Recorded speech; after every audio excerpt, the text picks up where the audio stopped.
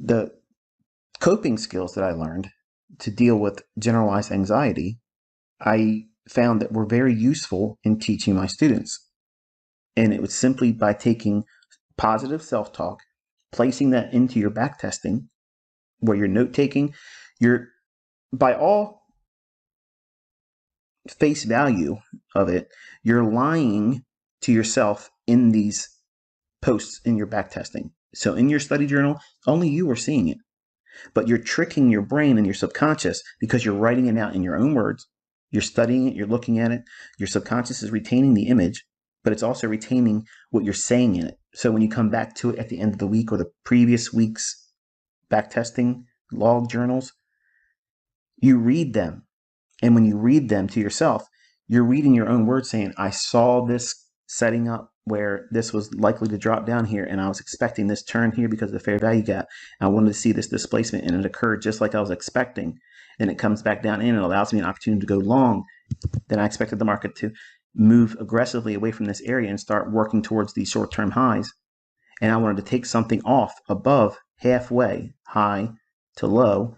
I want to take a premium profit scaling, and that's what that is there. So you're pouring yourself into the chart with your annotations for backtesting, and you're doing it in such a way where you're tricking your subconscious like you expected this to happen. And over time, when you do that, you're recording this subconsciously. You don't realize you're doing it, but by doing these things over and over and over again, it activates your reticular activating system. It's the same thing happens when you buy a car. You go out the next day, and all of a sudden, it seems like everybody else bought the same car. The only difference is you've been more sensitive to that because it's more meaningful to you. So these charts will take on that same characteristic when you make them more meaningful to you. How do you do that? You place your personality and your interest in the chart. So everything here, I'm giving you a narrative here. You would do the same thing, just typing it out and putting it in there, and then screen capturing it and storing it in your journal, or printing it out and putting it in your journal. Those things over time will start building on your subconscious as pseudo memories. So critics that hear me say this are gonna be like, oh, this fraud's telling you to lie to yourself. I'm being honest. You are lying in the chart when you do your annotations for study purposes. You're tricking your brain like you had experience seeing this happen. But because over time you're doing that, your subconscious will retain that. And when you start seeing it live, it will remember, hey, I remember that because I did that before, when you technically really didn't. But then now you have pseudo experience. It sounds strange, like it couldn't possibly work like this, but it does. Our brains are extremely intricate. They're very powerful, but they can be short-circuited a little bit and used in an advantageous way of studying.